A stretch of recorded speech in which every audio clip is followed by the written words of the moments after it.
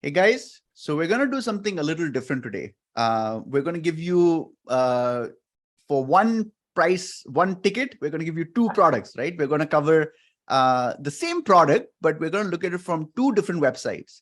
So the idea is to kind of say, okay, what is one website doing better? What is the other website, missing out on? What is something that maybe both the websites are missing out on? And so we're going to try and cram everything into this one episode. So let me just quickly walk through. By the way, hi Lorenzo, how are you doing? Very good. I'm in Italy at the moment, so even better. Nice, nice. Yeah, I can see all the bright sunshine behind you, which is wonderful. So the first website we're going to look at is Omigo. And I would say from a design perspective, I actually like their design a lot. They have very good photography. So clearly from a brand perspective, I think they've done a really good job. It's a $700 item. So you want the typography and the layout and the aesthetics of the page to actually mirror that price point. And if you look at the alternate, I think this is kind of like I thought it was low quality visually. I don't know what Lorenzo's thoughts are, but same price point. We intentionally picked something that had the same price point or similar price points, so we could actually make a proper comparison. So this page is fairly straightforward. I mean, there's a bunch of images on the left. They have some animated GIFs that show how the product works. And then they have features over here. I know Lorenzo talked about this. This is a way to measure stuff. So that, it's kind of two different options over here. There's nice messaging over here, 90-day trial. I don't even remember seeing it on the other website, but I think this is a nice location for it because this is where the user is kind of thinking about buying it, and then to know that there's a trial is good. They list, it's very kind of bulleted sales pitch, right? So ergonomic, quiet, closed seat, up to 300 pounds limit. That's all they're saying. I mean, it's to the point. It's good. So their contents over here. Then they have a comparison feature. Then they show tech specs as well if you're interested in the specific measurements. And then they kind of talk about the installation over here. I think there's some nice UI stuff here where it's kind of visual, step by step. It's pretty good. And then they also have a video that kind of talks about that installation, which I think is a good idea. And then they have FAQs over here, and then below that they have reviews. Now let's look at the alternate. They have a similar kind of layout in terms of images. I think everything looks a little lower quality to me over here. Then they have the color option. There's only one color. And then they have the shape option similar to the other website. I personally feel that if you're going to show shapes, maybe show it visually, right? Versus a drop down, but it's a minor detail. If you only have one color, you don't need to have a selector for that. Absolutely right. Absolutely right. The add to cart does not need to be so big. I don't know where they must have read it in one of the case studies that says, the size of the add to cart correlates to purchase intent. For some weird reason, I don't know what the cause is for this. Their first tab is FAQ, and there's no FAQ. Like, it's just a link over here. So it's basically like a blank. It looks like a weird layout. Then they have a video over here, which I think is a good idea. There's a description over here. Then they show the features visually, which I think is a good improvement as well. For some reason, the image quality seems a little low to me, but again, we're not covering all of that. And then they have this, which I think is very useful. I think technically I like correlating things. So when you have the choose options over here, maybe there should be a third option, which is like, help me decide. And then you can show this pop-up or something, or whatever it is. Because why show the top, why show two different things that are related? The decision is happening there, right? The decision is happening in that drop down. That's right. That's exactly right. So that is the Lorenzo, with your permission, should we just get started now? Let's do it. I already saw your ideas, so I'm excited about everybody to awesome. So what we're trying to do in this episode is we're trying to say, okay, what are some of these brands doing, and what is good, what is not good, and hopefully you'll be able to kind of take some of these learnings and apply them directly to the websites that you're working on. So let's look at the discount coupon that appeared. So for Brondell, there's an unlocked 10% off almost everything. Now, there's a lot of problems I have with this. Number one is almost everything. Look, I don't give a crap about everything else on your website. I want to know if this bidet is on discount, because now I'm confused. I'm on the bidet page. It says 10% off almost everything. Could it be that I give my email address to discover that actually the bidet is not included in that almost everything? So it's very unclear. And I would have made it much more certain and said, get 10% off this damn bidet to make it absolutely clear. But more importantly, I really like the pop-up in Omigo, not because of the discount is irrelevant. But look at the fact that they're basically directly saying bidets. So it's very clear it's for bidets, not accessories. But the best part to me is the fact that they're saying it's the summer sale. It happens to be summertime in the US. I like to see confirmation, and it makes me feel like, oh, people in the winters would not get this discount. Now they may have a winter sale as well, which I'm sure they do, but it appeals to me more to know that I'm getting access to something special that other people may not be getting access to. So my simple advice is that if you have a pop-up, personalize it as much as you can. And so I thought this was a good improvement. What I'm going to talk about next actually is the copy on both these websites. So as I mentioned, Omigo's copy, there really isn't much copy. It's really kind of like 3 pressure settings, 3 spray widths. Nothing wrong with this, but there isn't, I didn't find as much kind of juice in it. But I thought the Brondell did a few things that were good. And I'm not saying like some of these are just little improvements, some of these are big improvements. I love an opening that says award winning. One of the things consumers want is they want to buy a product that is exceptionally good.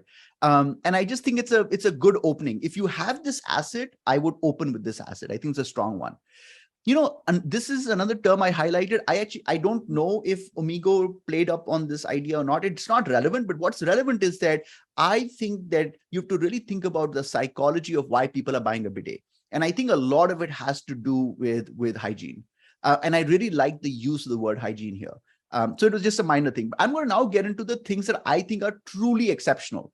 And I think they've done I can tell you for a fact that the copywriter that worked on this website is 5 times more advanced than the copywriter that worked on Omigo, and I'll tell you how. So look at what they're saying. This is their main sales pitch. Advanced bidet, round toilet seat. They're not wrong. That's the opening line. What does this mean? This tells you that, first of all, they've given no context for what they mean by they're not wrong. And I think this is genius copywriting move. But what this is telling me is that people who are experts in bidets, who are buying Brondell, are not wrong. So it almost like, there is this group of people and you're going to join this group. I thought this was a very clever opening. This is another very interesting thing they've done. There's no going back to dry, irritating toilet paper. So they're drawing a contrast to the non-bidet lifestyle, right? And I think this is important as well, whereas Omigo didn't do this. And the keyword irritating is definitely done on purpose. That's absolutely exactly right. So this is another very interesting word choice again. This groundbreaking, I didn't underline this, but this groundbreaking technology continues to impress. This is a really important keyword because it tells me that not only is our popularity, has it been established in the past, it's actually still growing in popularity. So this continues is a very important keyword. So anyway, I thought these were really good word choices. And I want to mention this because people don't realize people think of copywriting as, oh, I must delete everything that's there and I must write new copy from scratch. You don't have to do that. You can actually just introduce new ideas like this and it just elevates the copy for a specific type of buyer. It's such a strong implied message right there. I agree. I 100% agree with you. And it's just a simple thing, it's just a few keywords that make such a huge difference. You don't have to redesign the page. You don't have to change your ad strategy. You're just simply injecting some important keywords. Now I will talk to you about where I felt both of the brands actually fell short. So in terms of the actual listing of features, so yes, Brondell did a good job with copywriting, but in terms of listing the features, this is how Omigo lists it. It's very to the point. And this is how Brondell describes their features. There is certainly more copy here than Omigo, but there is one fundamental problem. if you actually look at the listing of features, you will notice that they are identical features. Ergonomic heated seat, this is true for all bidets. Instant endless water, warm water is a feature that all bidets have. Dual stainless steel nozzles, again, it's a common feature. Wireless remote control, again, it's a common feature. And I'm going to now share with you. So this is a very interesting, and this is to me, this is my most important idea, because this is something that is a problem that almost all marketers deal with, because we are not research and development people. We can't help a brand develop new features, right? So if you're working for a brand, that has, the same set of features as another brand, you're kind of screwed. And you can maybe list your features in more interesting ways, but the reality is that the features are still the features. And I'm going to give you a very simple fix for this problem. So if I was working with any of these bidet brands, here's what I would do. I would place a CTA at some location, and multiple locations on the page, and I will say, don't many bidets have similar features? Because this is the question that a lot of people that come to my website, one of the questions that people are thinking about is like, oh, let me see if there are other products that are in the same space that might have some interesting features. I'm kind of trying to address that upfront. Now, what happens is when you click on it, we will show this sales pitch. Here's what it's going to do. It's going to start by saying it's true. If we say we have nozzle sterilization, any other brand can also list that as a feature. So I'm basically saying upfront that yes, anything that we list as a feature, someone else can also list as a feature. Having a feature as a checklist item is meaningless. What matters is the work that went into the development of that feature. In terms of keeping time, a Rolex isn't that much different from a cheap Amazon knockoff. Now, there's a lot of things I've done over here. One is I'm actually indirectly comparing myself to Rolex, which is which every brand wants to do, right? We want to be seen as a Rolex. But here, I'm also kind of making fun of Amazon.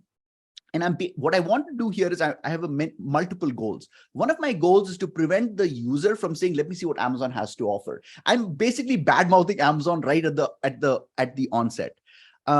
But open the Rolex's back case, and the differeces are painfully obvious. No one would look at the inside of a Rolex and buy anything else. So this is basically my sales pitch. All I'm doing here is I'm trying to inject doubt in the mind of my buyer so that they understand that, hey, look, another bidet that might be like 20% cheaper that lists the same features, don't assume that the features are created equal. And I'm intentionally using implied messaging here because I don't want to necessarily say that ours is superior, because the moment you say that, then the consumer will discount it. But I want to tell you forget about the copy. The copy is just the first iteration. I want you to think about the mechanism we have used, because this is where the magic is, right? Imagine if I could create 5 different variations of this sales pitch, right? Of this explanation. And I would run it as a test. And I would find what variation had the biggest impact in getting credit card carrying people to actually make a purchase. So this to me is the game changer for both of these websites, is to inject doubt in the mind of the buyer and help the buyer understand that don't just, because ultimately, the reality is that when people make a purchase decision, they are making it in a split second. It's not, we make a mistake of saying that, people are looking at Omigo, people are looking at the other website, and they're doing a proper comprehensive analysis. Actually, they're not doing that. They're basically following their gut instinct. So the more material you can give them as a copywriter so that they don't consider this alternative and focus on us, the higher the probability of them pulling the credit card. So I'm actually going to stop here, Lorenzo, and I'm going to let you now take over with your ideas. I just want to say something. If you guys, like, as you saw today, Rishi is walking you guys through why he wrote that copy. If you guys like what he's doing as much as I do, because I freaking love it, how he gives explanations to every single word. If you're getting a little bit of value from it, write it in the comment, because I don't think it's very common to find somebody on YouTube or even blog posts or even in the courses that walks you through exactly word by word why they pick those words and what's the reasoning behind it. So if you saw a little bit of value into what Rishi just did with the copy right now, just write in the comment, and if enough people like that, we can, Rishi can continue to do these kind of things. Because honestly, when I saw that, and if I'm already learning from that, right? From your process. So yeah, that's all I have. Thank you. I appreciate you saying that. And the best part about this whole thing is that this is the mistake that copywriters make, is that this is why I'm a good copywriter, is because, if a good copywriter saw this, they would find hundreds of mistakes with it. But remember, I'm a tester first, right? I'm a tester first and a copywriter second. I don't give a shit about this being perfect. I want to have 5 variations of it so I can figure, if I can test faster than a better copywriter, I'm going to win. That's all that matters. I've never thought about, you and I previously spoke about the difference between a copywriter and a conversion copywriter, right? I've never thought about this point. This is actually it's almost like you have zero ego whatsoever compared to the classic copywriter, right? That's right. I've never thought about that. I've never. And it really, with testing, Lorenzo, as you know, speed is such an important factor. Accuracy is less important than speed. Once you figure out the zip code of where people are, where the impact is happening, I will then hire a professional copywriter and say, listen, this is the idea I'm trying to express. But for now, I'm just trying to figure out what are the mechanics of the words I should be using to get people to pay attention and actually care about a certain detail. So great, awesome. I'm looking forward to now seeing your ideas. Yep. Okay. So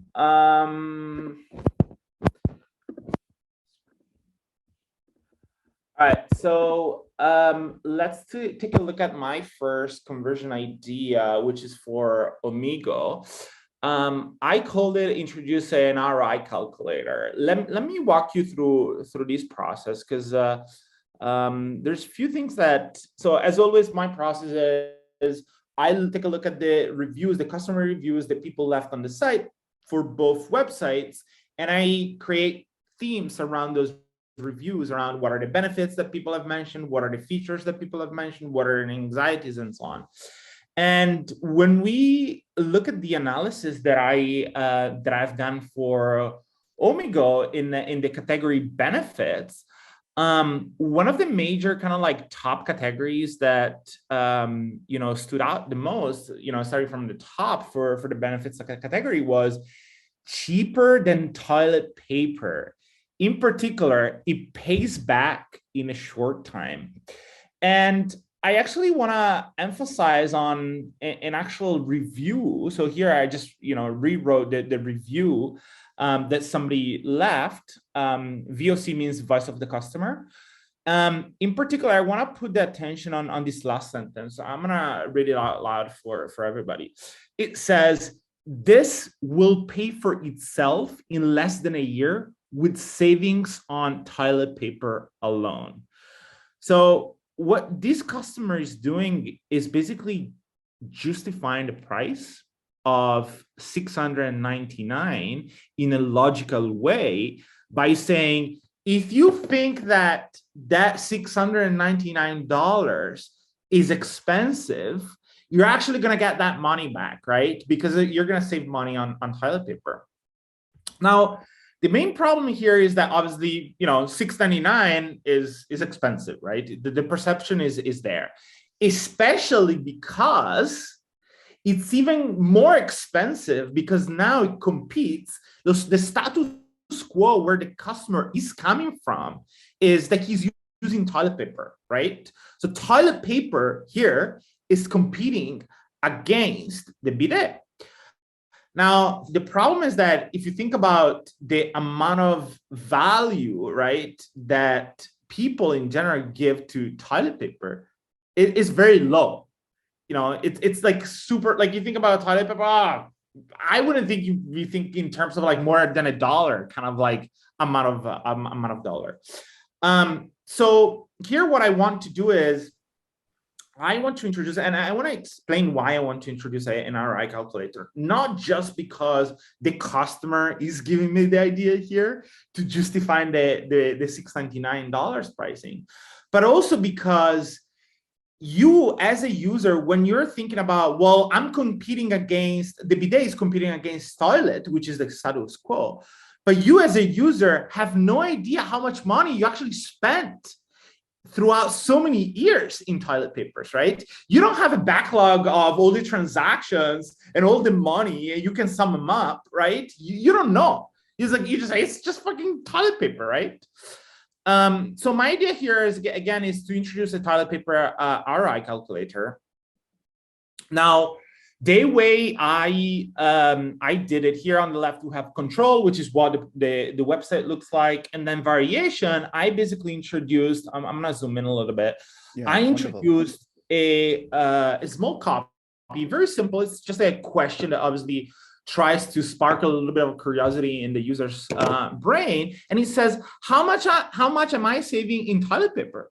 Of course I want to know, right? Like, this is a no-brainer type of question. I want to just add something here, Lorenzo, very quickly, because I don't think people appreciate it. I actually really appreciate it. So that little arrow that you've added is actually really a stroke of genius there to the right of it, because it shows a subsequent action. There's something on the other side. And I think it's actually, it really, because sometimes people might look at a statement like this and might think it's just an underlined statement, or they might not even read the question, but our brains are geared towards visual. So instantly I noticed the arrow, and I think it's a very good move. I just wanted to mention this.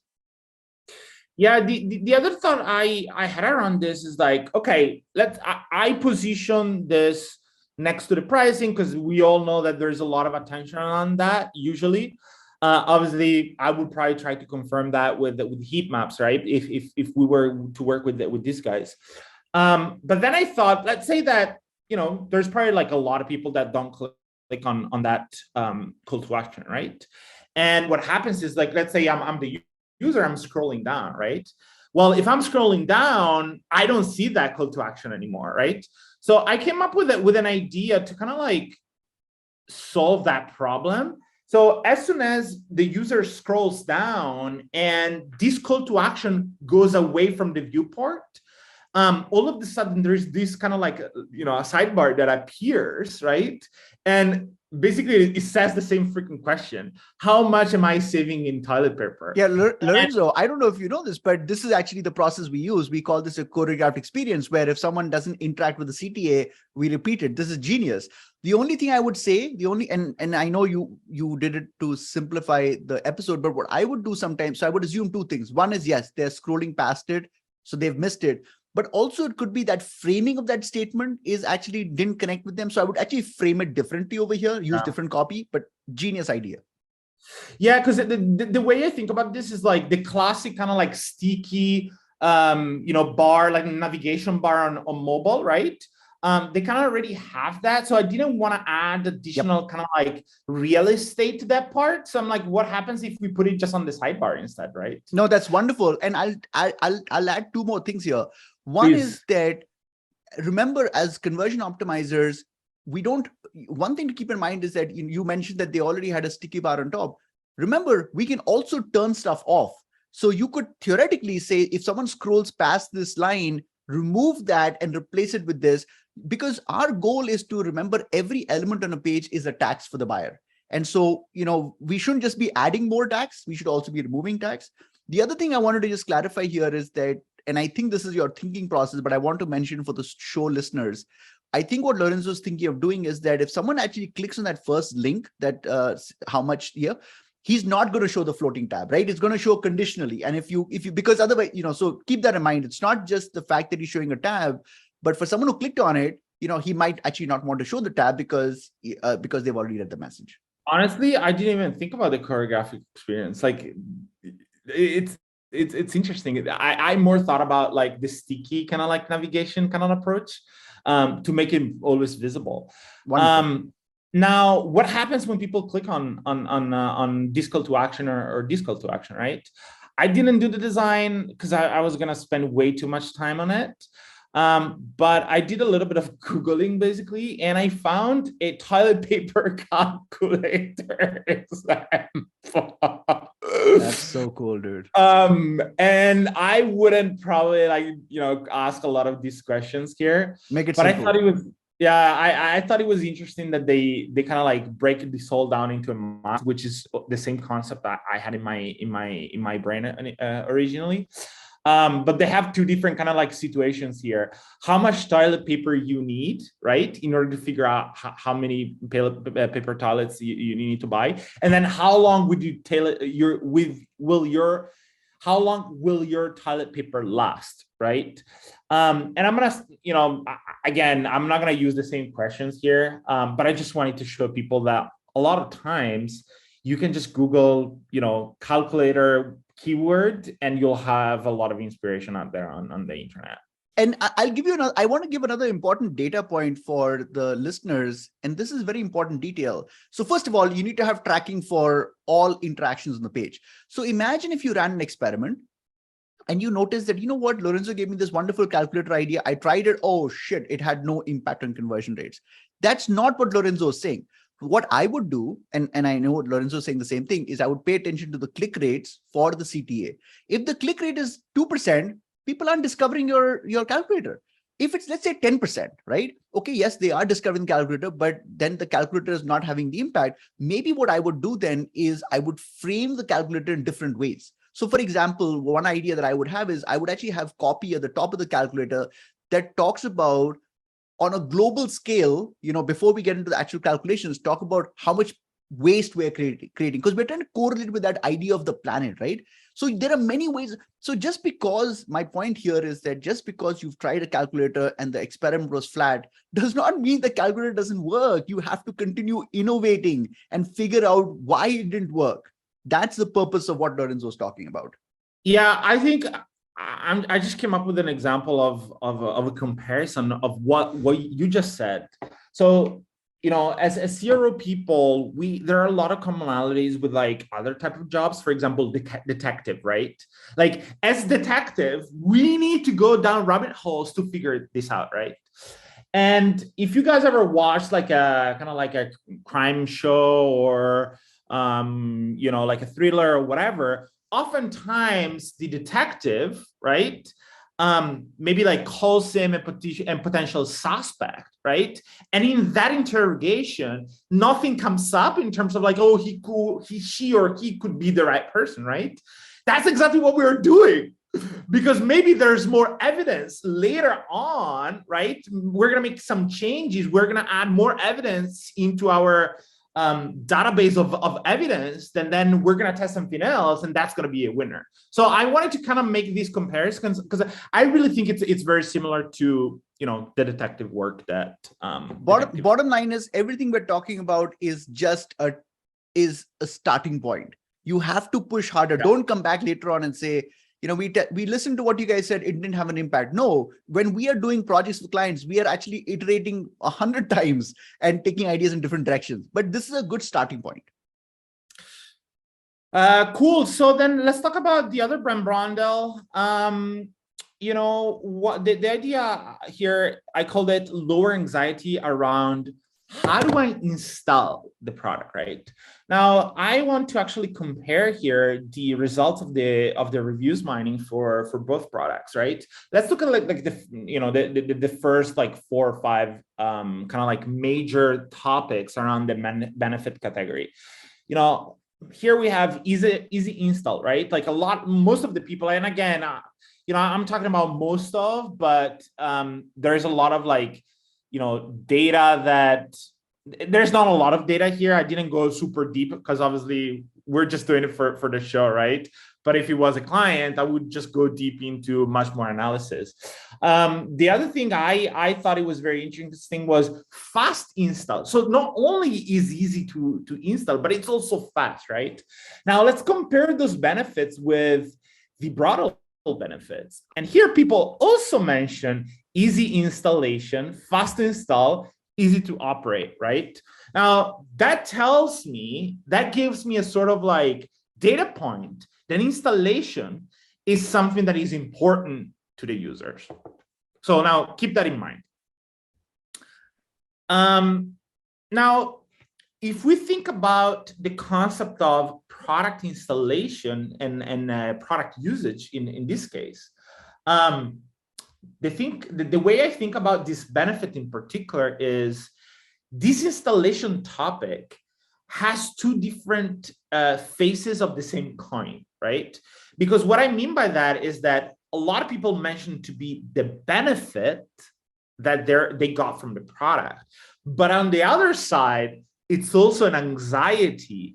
People don't mention that in the reviews. Oh, I wonder how difficult it is to maybe they do, but I didn't find that as an insight.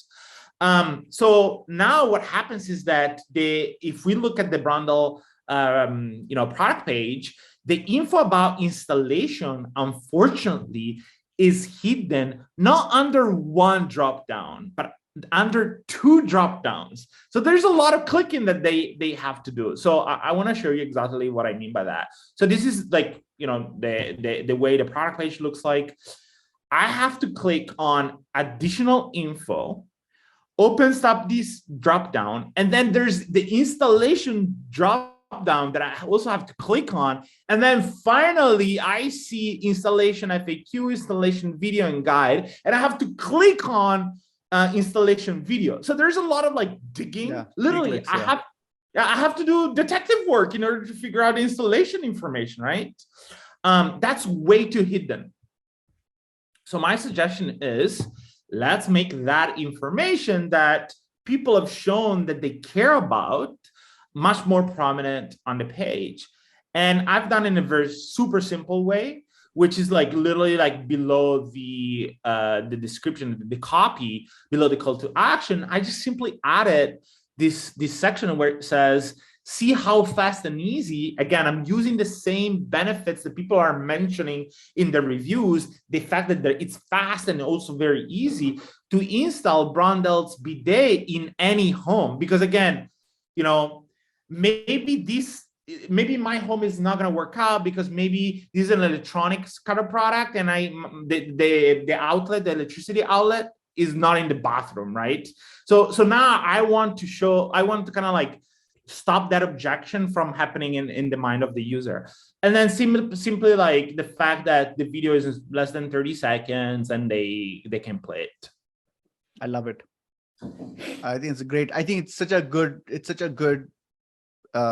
improvement. Yeah, and it's interesting, Rishi. Like you and I, oftentimes in these episodes have spoken about, the whole education that companies need to do when it comes to like how to use the product. It doesn't matter what type of product it is, right? Like even a supplement that like all you have to do is just literally like put it in the water, right? But there has to be education about that. And oftentimes brands don't do that somehow. And the good news is that, the good news is that the more you educate, the more your brand is being associated with their brain. So if I'm trying to buy a new car, the car company that educated me the most about buying a new car will get the most benefit when I'm actually making a purchase. And the more you're educated, the more likely you are to be successful with consuming the product. The more likely you are to repurchase if it's a product that, repurchase makes sense. And the more likely you are to talk about that product with other people. And this is where, we kind of loop back to active participation. I think one of the reasons why brands don't do the education is because they feel that, I don't want my product page to be super long, right? And what we are saying is that you don't have to educate by default. You need to create some mechanisms for the user who cares about education. Maybe the number of people who care about education is only 10%. But for them, create a mechanism that says, I want to learn more, right? And then if someone clicks on I want to learn more, they're already automatically saying, I'm not going to buy. Nobody in the history of e-commerce has ever clicked I want to learn more and bought on the same day. Right? You typically click, I want to learn more because you're actually earlier in the buying cycle. So you're not losing a sale. You're basically just losing 100%. Someone leaving the website without understanding what your product's all about. Cool. I love this episode today, dude. If you guys want us to do more of these type of episodes where we're comparing two different brands in the same industry, just comment below and we'll do more of these episodes. Yes. And my only request to anyone who's sat for this long in the video is if you can think of one person that would benefit from this. They might not even be in the bidet space. They could be a CEO of a company. It could be anyone who can actually benefit from this type of thinking. If you can just send them the link for our video, we would very much appreciate it, because the reality is that only 0.2% of people that could benefit from this content even know it exists, which means we really rely on you to help spread the word. So thank you for sticking with us today. We will be back with another interesting episode shortly. There's something very special Lorenzo and I discussed before our show today, special guests that we might be trying to bring Let's on. hope. Let's Right. hope. So I'm excited about that, and we will see you guys soon. Ciao.